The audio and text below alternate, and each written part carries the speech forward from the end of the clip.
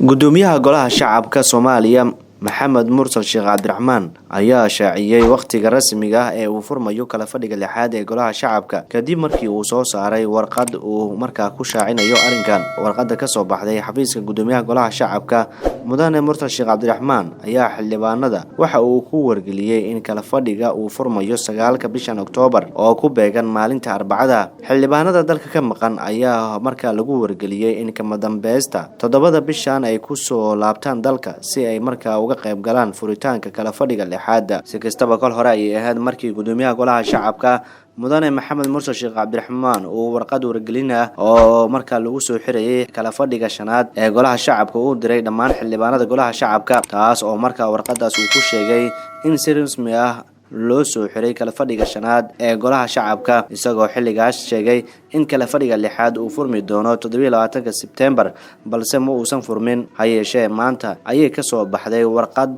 markaa uu ku sheegayo in kala fadhiga lixaad ee golaha shacabka uu furmayo 9 Oktoobar, waxaana taasi ay ka dhigaysaa in xildhibaanada golaha shacabka